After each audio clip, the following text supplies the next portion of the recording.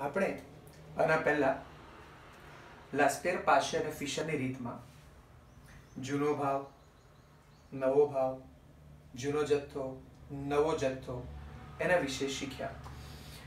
I am sure કે તમે IL, IP અને આઈએફ પર આધારિત બધા જ સૂત્રોના એક્ઝામ્પલ્સ પ્રેક્ટિસ તરીકે ગણવાનું શરૂ કરી દીધું હશે. સાથે એવું પણ વિચારીએ કે આ એક્ઝામ્પલમાં મેં તમને આગળ વાત કરી હતી એ પ્રમાણે જો એ આડી રેખામાં એકમ યોગ્ય એટલે કે એક સરખા આપેલા હોય તો તમારો એક્ઝામ્પલ તરત થઈ જશે. યાદ કરો, આના પહેલા એક્ઝામ્પલમાં કેવું હતું? કિલોગ્રામથી શરૂ થાય તો છેક સુધી કિલોગ્રામ. યાદ કરો, ડઝન તો છેક સુધી ડઝન. પણ તમારી ટેક્સ્ટ બુકમાં જે 13મું ઉદાહરણ આપ્યું છે, ધ્યાન આપજો મિત્રો, ઉદાહરણ નંબર 13. એ 13મું જે ઉદાહરણ તમને આપ્યું છે એમાં ખાસ ધ્યાન રાખવા જેવી બાબત છે અને આ મોસ્ટ ઇમ્પોર્ટન્ટ ક્વેશ્ચનમાં ગણાય છે. કારણ તમે જોશો તો ક્વેશ્ચન તમે પીડીએફમાંથી ખોલશો એટલે તમને ખ્યાલ આવશે કે એમાં 13મા ઉદાહરણમાં એમણે વસ્તુઓ 1 થી એટલે કે ABCDEF આવી 6 વસ્તુઓ લીધી, દરેકના એકમ પણ આપ્યા, સામે ભાવ પણ લીધા, એમાં 2015 2016 2015 2016 આ બધી જ ગોઠવણી બરાબર. પણ ધ્યાન આપવા જેવી બાબત શું છે કે આમાં જો લાસ્પેર પાશે અને ફિશર ગણવાના હોય તો આ વસ્તુઓ અને એના એકમો અને એકમની બાજુમાં આપતા શબ્દો થોડું ધ્યાન આપજો. તમે પહેલેથી આવું કશું શીખતા પણ આવ્યા છો કે એક એકમને બીજા એકમ સાથે સંબંધ છે. કેવો? જો ધ્યાન આપજો, થોડું થોડું યાદ પણ કરજો જોડે. શું તમને ખબર છે કે 1 ડઝન બરાબર 12 નંગ? શ્યોર, ખબર જ છે. એવી જ રીતે 1 ક્વિન્ટલ બરાબર 100 કિલોગ્રામ. ધ્યાનથી જોજો, ક્વિન્ટલ બરાબર 100 કિલોગ્રામ. 1 મણ સાંભળ્યું હોય તો એકદમ દેશી વજનનું માપ છે એટલે 20 કિલોગ્રામ. 1 ટન એટલે 1000 કિલોગ્રામ. ધ્યાન આપજો, ફેર શું છે આમાં? ક્વિન્ટલ 100 કિલોગ્રામ અને ટન એટલે 1000 કિલોગ્રામ. આ બધું આપણે એટલે સમજીએ છીએ કે આમાં ઘણા બધા એકમ એવા છે જેની લાઈનમાં વાંચશો તો એકમ બદલાયેલા દેખાશે. મેં તમને આગળ કીધું હતું કે આપણે એને ઈઝી બનાવવા માટે નામ આપ્યું છે એની સરનેમ એટલે કે અટક. ચેક કરો, જુઓ અહીંયા ક્વિન્ટલ લખે છે તો અહીં પાછું કિલોગ્રામ લખે છે. ચેક કર્યું? અહીં કિલોગ્રામ છે તો અહીંયા ગ્રામ છે. જો યાદ કરી જુઓ, કિલોગ્રામ ને ગ્રામનો શું સંબંધ? તો 1 કિલોગ્રામ એટલે કેટલા ગ્રામ થયા? 1000 ગ્રામ. વિચારજો, આ સંબંધ ડાબીથી જમણી બાજુ જેટલો સાચો છે એટલો જમણીથી ડાબી બાજુ પણ સાચો જ છે. જો એવું કહું કે 1 ડઝન બરાબર 12 નંગ તો એનો અર્થ એવો થયો કે 12 નંગ બરાબર 1 ડઝન. એટલે કોઈક વાર 1 ના 12 કરવાની જરૂર પડે તો કોઈક વાર 12 ના 1 પણ કરવાની જરૂર પડે. જેવી એક્ઝામ્પલમાં રિક્વાયરમેન્ટ આવશે એ પ્રમાણે આપણે વિચારીશું અને આમાંથી કોઈ એકમોનો ઉપયોગ કરીશું. મોટાભાગના એક્ઝામ્પલ્સમાં આ પ્રચલિત એકમોનો ઉપયોગ થયેલો છે. ગ્રામ, કિલોગ્રામ, ટન, મીટર, મિલીલીટર આ બધા મોટા નાના એકમોનું પરિવર્તન કહેવાય છે. જોજો, અહીંયા જે કહ્યું એ પ્રમાણે ક્વિન્ટલ એટલે કેટલા કિલોગ્રામ? 100 કિલોગ્રામ. 1 કિલોગ્રામ એટલે કેટલા ગ્રામ? 1000 ગ્રામ. એવી જ રીતે તમને કિલોગ્રામને બદલે કોઈ પૂછે કે 1 લીટર એટલે કેટલા મિલીલીટર થશે? તો 1000 મિલીલીટર. ફરી યાદ કરાવી દઉં, આ સંબંધ ડાબીથી જમણી બાજુ જેટલો સાચો છે એક્ઝેક્ટલી એટલો જમણીથી ડાબી બાજુ પણ સાચો છે. એટલે આવું પણ બોલી શકાય કે 1 મણ એટલે 20 કિલોગ્રામ તો 20 કિલોગ્રામ બરાબર 1 મણ. આવું ધ્યાન આપજો. આ બધા પ્રચલિત એકમો તમને કહું છું, આમાંથી ઘણા બધા એકમોનો એક્ઝામ્પલમાં ઉપયોગ થશે. ધ્યાનથી જોજો. આવા હજી બીજા ઘણા એકમો હોઈ શકે, પણ પ્રચલિત જે ઉપયોગમાં આવે છે એને આપણે પહેલા ડિસ્કસ કરીએ છીએ. જોજો હવે આપણે એક્ઝામ્પલ પર આવીએ અને ચેક કરીએ કે આની શું આપણને મદદ મળી શકે એવી છે, આમાંથી શું આમાં કામ લાગશે. તો જોજો, વસ્તુ આપી, એકમ આપ્યા, એના ભાવ અને જથ્થા આપ્યા. પહેલા આપણે નક્કી તો કરી નાખીએ કે આમાંથી કઈ કઈ વસ્તુ સેમ લેવાની છે, શું કોપી કરવાનું છે. જોઈ લો, એક તો વસ્તુ તો આવીને આવી જ રહેશે. બીજું, એમાં એકમો આપ્યા છે, એમાં જ્યાં જ્યાં પણ તમારી આડી રેખામાં ક્યાં ક્યાં ચેન્જીસ કરવાની જરૂર હોય એને ધ્યાનથી આપણે જોઈ લઈશું. ઓકે, ધ્યાન આપીને જોજો. એક તરફ આપી છે આપણને વસ્તુ, જે છે A, B, C, D, E અને F. સાથે સાથે આ 6 વસ્તુઓમાં બીજું શું ધ્યાન રાખવાનું છે, એકમ જે આપ્યા છે એને બહુ જ ધ્યાનથી જોજો. એમાં પહેલો એકમ છે 20 કિલોગ્રામ. હવે જો તમારી આડી રેખામાં ધ્યાન ગયું હશે તો આ કિલોગ્રામ, કિલોગ્રામ અને કિલોગ્રામ, આ આખી આડી રેખામાં આ સરનેમ સેમ છે. Same surname, kilogram, kilogram, kilogram. ધ્યાન આવે છે? પણ આ એકલું કિલોગ્રામ નહોતું, એની આગળ શું લખ્યું હતું? 20 કિલોગ્રામ. ધ્યાનથી જોજો, આમાં ને આમાં ફરક શું છે? કિલોગ્રામની આગળ 20, પણ ક્વિન્ટલની આગળ કઈ નથી લખ્યું, એટલે આ 1 ક્વિન્ટલ કહેવાય. એવી રીતે આ 1 કિલોગ્રામ કહેવાય, આ 1 મીટર કહેવાય, આ 1 લીટર કહેવાય અને આ 1 ડઝન કહેવાય. કઈ જ નહીં આપે ત્યાં 1 હશે એવું કહેવાય, પણ આની આગળ એકમમાં કેટલા લખ્યા છે? 20 કિલોગ્રામ. ખ્યાલ આવે છે? એટલે એનો સાચો અર્થ આવો થાય કે આ લાઈનમાં જ્યાં કિલોગ્રામ છે એને અસર નહીં પડે, કારણ કે આ બધા જ સરખા એકમો છે. પણ જો જથ્થાના લેવલ કે આ બંને વજનમાં ફરક ના પડવાનો હોય તો એનો અર્થ એવો થયો કે તે ભાવમાં ફરક પડવો જોઈએ. ઇનડાયરેક્ટલી શું આપ્યું છે? આ 300 રૂપિયા ભાવ આપ્યો છે, જૂનો ભાવ, અને આ 440 રૂપિયા ભાવ આપ્યો છે, નવો ભાવ. તો જૂનો અને નવો ભાવ આપ્યો હોય તો પહેલા નામ તો યાદ કરો કે જૂના નવાને આપણે કેવી રીતે ઓળખીએ છીએ. યાદ કરો, ભાવને આપણે શું કહીએ છીએ? પ્રાઇસ. એટલે જો વસ્તુના એકમ લખ્યા પછી મારે કોષ્ટક બનાવવાનું હોય તો મને પેલા 4 સ્તંભની જરૂર પડશે. કયા 4?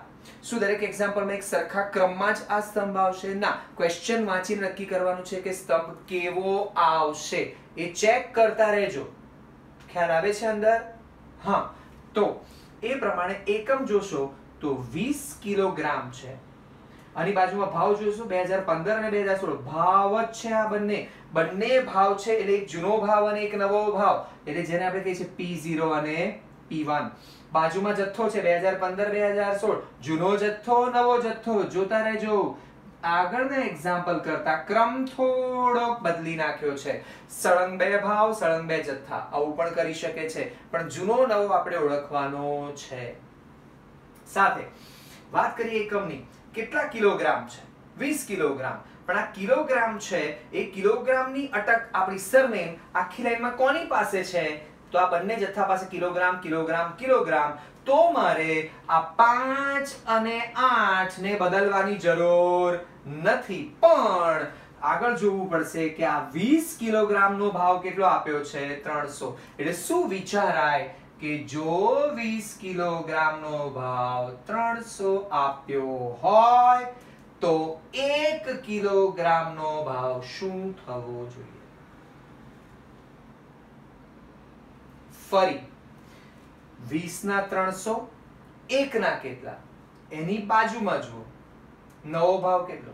440. સેમ 20 કિલોના 440, તો 1 કિલોના કેટલા? જો તમે આ જોશો ને તો તમને એનો સાચો ભાવ મળશે કે 1 કિલોનો કેટલો થાય. શું તમને આવડે છે આનો ગુણાકાર? બિલકુલ સહેલી વાત છે. 20 ના 300 તો 1 ના કેટલા? એટલે 1 ગુણ્યા 300, એટલે 300 ભાગ્યા 20. સાદી ભાષામાં ક્રોસ મલ્ટીપ્લિકેશન, ચોકડી ગુણાકાર છે. કેટલો ભાવ આવે છે? શું 15 આવે છે? ચેક કરો.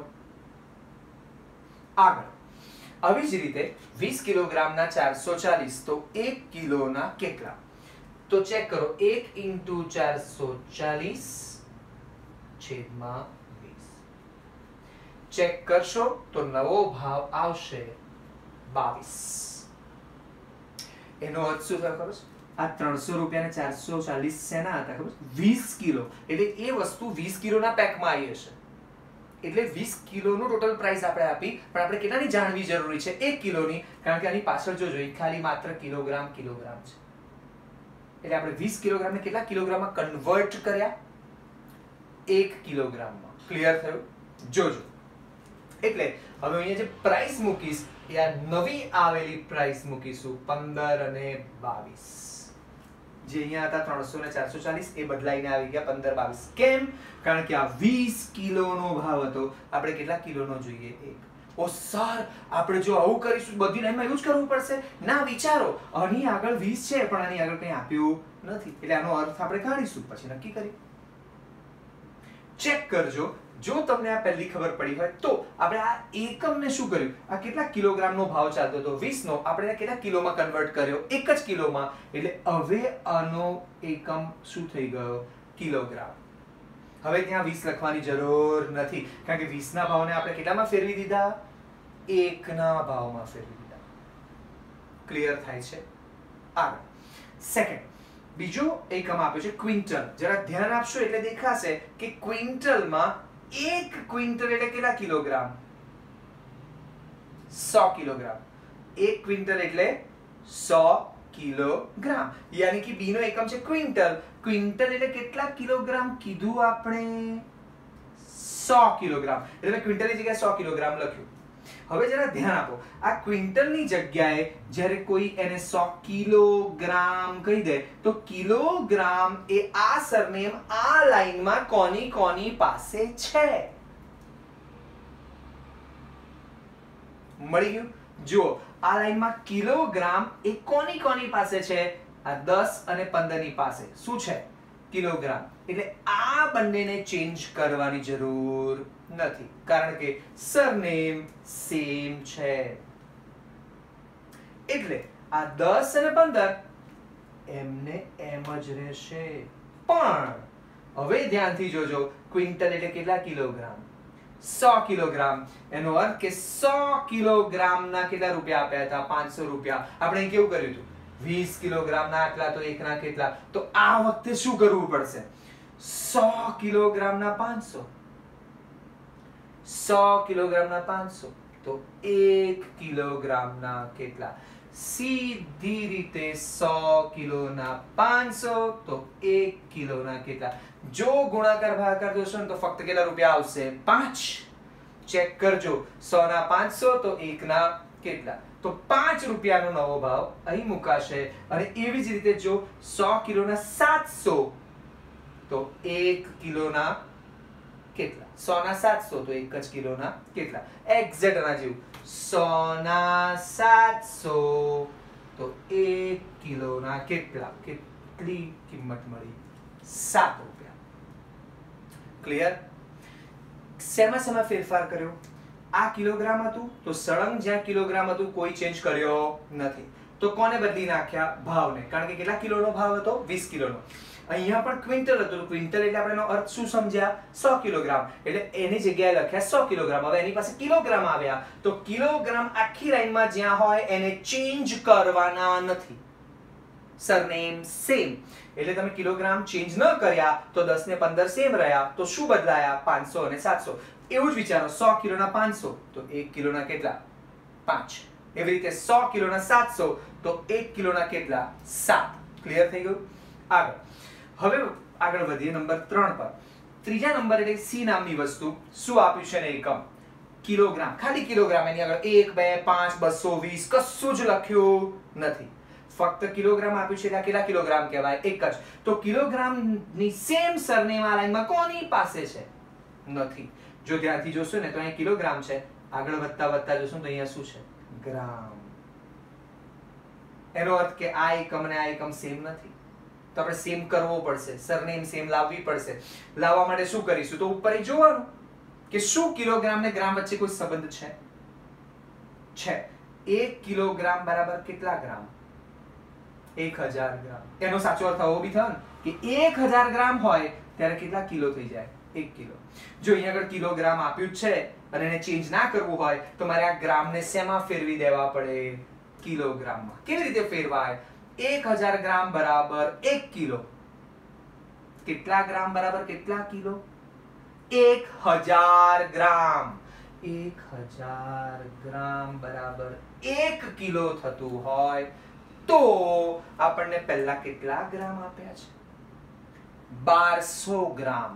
તો 1200 ગ્રામના કેટલા કિલો થવા જોઈએ? 1000 ગ્રામના 1 કિલો, તો 1200 ગ્રામમાંથી કેટલા કિલો થવા જોઈએ? જો ગુણાકાર કરશો 1200 * 1, 1200 / 1000 એટલે આવશે 1.2. ગુણાકાર ભાગાકાર ચેક કરજો, કેલ્ક્યુલેટર તમારી પાસે જ છે. તો અહીંયા આપણે શું બદલવાનું છે? જો કિલોગ્રામના ગ્રામ થઈ ગયા તો આ બંનેને ચેન્જ કરવા પડશે. આ 1200 ની જગ્યાએ લખવા પડશે 1.2 અને એની બાજુમાં કેટલા છે? 2000. તો એને પણ ચેન્જ કરીશું. કેવી રીતે બદલીશું? જે રીતે લખ્યું એવી રીતે. 1000 ગ્રામ એટલે 1 કિલો. તો હવે 1200 ની જગ્યાએ મારે કેટલા લખવાના ગ્રામમાં? 2000 ગ્રામ. 1000 1 કિલો, તો 2000 ગ્રામે કેટલા કિલો થાય? સ્વાભાવિક છે, ગુણાકાર અને ભાગાકાર કરશો તો 2 કિલો આવશે. તો અહીંયા આવશે 2. પણ જો મેં આ બે ને ચેન્જ કર્યા છે તો કોને બદલવાના નથી? તો નહીં બદલીએ આપણે આ બે જવાબ, કારણ કે આ તો કિલોગ્રામના જ ભાવ આપેલા છે. તો ધ્યાન આપજો, બાકીના બંને ભાવ કિલોગ્રામના જ આપેલા છે. ક્લિયર થાય છે? જો તમે એને ધ્યાનથી જોતા હશો તો ક્યારે શું કરવાનું છે ખબર પડશે. ક્લિયર થાય છે? જો તમે એને કેલ્ક્યુલેટર પર સ્ટેપ બાય સ્ટેપ મૂકતા જશો એટલે રકમ આવતી પણ જશે. જોજો, 3rd નંબરનો યુનિટ કેટલો હતો? એકમ હતો કિલોગ્રામ. હવે આવે છે ડી નામની વસ્તુ, નંબર 4. આમાં બહુ જ શાંતિ છે, તમે ધ્યાનથી જોશો સીધી લાઈનમાં પૂરું થઈ જશે. Metre, metre, metre. સેમ, એકમ એક સરખો, એટલે કે 15 અને 25 ને બદલવાની જરૂર નથી પડવાની. એવી જ રીતે 15 અને બીજા 14.25. તે વખતે હવે ઘણા એમ વિચારે સર આ બે ના બદલો તો આ બદલવા પડ્યા, હમણાં આપણે આ બે ના બદલ્યા તો આ બે બદલવા પડ્યા, આ બે ના બદલ્યા તો આ બે બદલવા પડ્યા. તો હવે જો મીટર મીટર સેમ છે, આ ન બદલો તો આ તો બદલવું જ પડે. ના વિચારજો, આ મીટરની આગળ કંઈ 10, 20, 50, 100 આના જેવા એકમો નથી આપેલા, તે ચેન્જ કરવું પડે. એટલે આ મીટર એકનો જ ભાવ છે, માટે આ ભાવ કેવા રહેશે? સેમ. જોતા રહેજો કેટલો છે ભાવ? 14.25 અને બાજુમાં આપ્યો છે 15. એટલે આ 14.25 અને 15 સમાન, એક જ સરખી રીતે લખી શકાશે. એમાં કોઈ ફેર કરવાની જરૂર નથી. ડી નામની વસ્તુનો એકમ શું હતો? મીટર. એવી જ રીતે હવે કયો છે? લીટર. Litre, litre, litre. એકદમ ઈઝી. જો આ બેને નથી બદલવાના તો આ બેને બદલવા જ નહીં પડે, કારણ કે અહીંયા આગળ લીટરની આગળ કંઈ જ આપ્યું નથી. એટલે આ કેટલા લીટર કહેવાય? 1 લીટર. એટલે આ 1 લીટરનો જ ભાવ ક્લિયર આપેલો કહેવાય. તો 32, 36 અને 18 અને 30. અને છેલ્લી વસ્તુમાં ડઝન, ડઝન, નંગ, નંગ. ફરી વિચારીએ, શું આ ડી અને ઈ માં જે ફાયદો થયો એટલો જ ફાયદો આમાં થયો ખરો? એટલો ફાયદો આમાં થયો ખરો? ના. જુઓ કેટલો થાય છે ફાયદો. તો ચેક કરો કે આમાં જો ફાયદો લેવો હોય તો આ ઝેડ, આ છેલ્લી વસ્તુ જેનો ડઝન એકમ છે, 1 ડઝન એટલે કેટલા નંગ કહેવાય? 12. ધ્યાનથી વાંચો, આ 1 ડઝન એટલે કેટલા નંગ થયા? 12 નંગ થયા. અને આપણી સામેની બાજુમાં નંગ અને નંગ, યાની એકમ તરીકે નંગ જ આપેલા છે. એટલે હવે ચેક કરજો કે જો તમને નંગ આપેલા હોય તો આ 30 અને 36 શું છે, અને ડઝન તરીકે તમે કેટલા નંગ મૂકવાના છો? 12.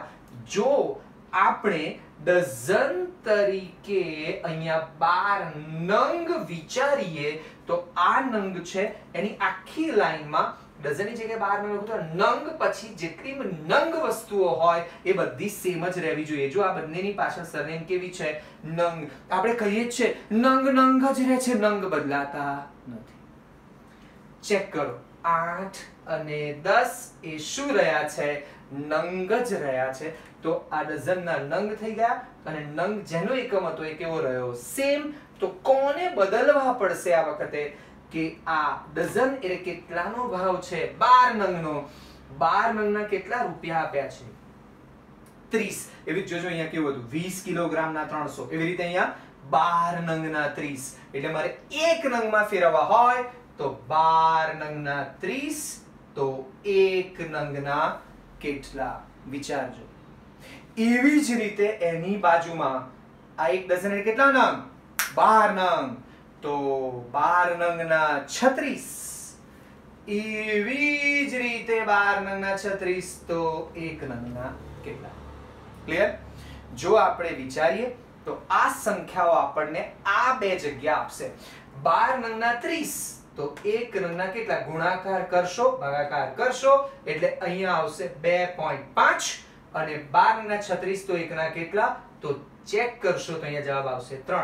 કેલ્ક્યુલેટર તમારી પાસે છે, નજીક છે, ઈઝી કાઉન્ટ કરી શકાય છે, માત્ર આંગળીઓ જ ફેરવવાની છે, શાંતિથી જોવાનું જ છે, બીજી કોઈ શ્રમ કે મજૂરી કરવાની નથી. એટલે આપણું પૂરું ફોકસ આના પર હોવું જ જોઈએ. ચેક કરજો આ બધી જ સંખ્યાઓ જો આપણને આપેલી હોય તો આ ફેરફાર સાથેની સંખ્યા એટલે P0, P1, Q0, Q1. હવે તમે કહેશો સર આટલું આવી ગયું એટલે જવાબ પતી ગયો? ના. લાસ્પેર, પાશેર અને ફિશર માટે તમે શું કરતા હતા? આમાંથી તમે પેલા 4 સ્તંભ બનાવતા હતા. જુઓ છો ખરા ને? 4 સ્તંભ બનાવતા હતા. રાઈટ? કશું યાદ આવ્યું? હા. કયા 4? એક્ઝેક્ટ આવી જાય છે આમાં. ચેક કરતા રહેજો પાછા. જુઓ અહીંયા આ ચારે ચાર વસ્તુઓ ગોઠવીએ તો કેવી રીતે આવે છે? તો આ P0, P1, Q0, Q1 યાદ કરી લો. કયા કયા સ્તંભ બનાવતા હતા? લાસ્પેર માટે શું હતું? P1, Q0. બાજુમાં શું બનાવ્યું હતું? P0, Q0. એની બાજુમાં P1, Q1. એની બાજુમાં P0, Q1. યાદ કરો બાકીના જે સ્તંભ તમે બનાવો છો એ સેમ જ છે, ફક્ત ગુણાકારનો ક્રમ P1 અને Q0. શું કરશો બોલો? કોનો ગુણાકાર કરશો? P1 અને Q0 નો. બસ આ બેનો ગુણાકાર કરશો એટલે જવાબ આવશે. એવી રીતે આ બે સંખ્યાનો ગુણાકાર કરશો એટલે જવાબ આવશે. તમારે કયો સ્તંભ ગુણવાનો છે તો અહીંયા દેખાય જ છે ઈઝીલી. બસ જેવો ગુણાકાર કરશો પછી બધી જ સંખ્યાનો શું કરવાનો છે? સરવાળો. ફક્ત સરવાળો. અને સરવાળો આવી ગયો, ચારે ચાર સરવાળા પૂરા થઈ જાય એટલે લાસ્પેર, પાશે અને ફિશર ત્રણેયની ફોર્મ્યુલા મૂકી 1 by 1 ત્રણેયના જવાબ તૈયાર કરી લેવાના. આને કહેવાય એકમ બદલીને સૂચકાંકની ગણતરી. આમાં પણ કશું વિશેષ આવી શકે છે, પણ પહેલા આની વ્યવસ્થિત પ્રેક્ટિસ કરીએ. આ જોઈ લઈએ, આ એક્ઝામ્પલને 2-3 વાર ગણી લઈએ, પછી એને આગળ વધારીશું. ક્લિયર?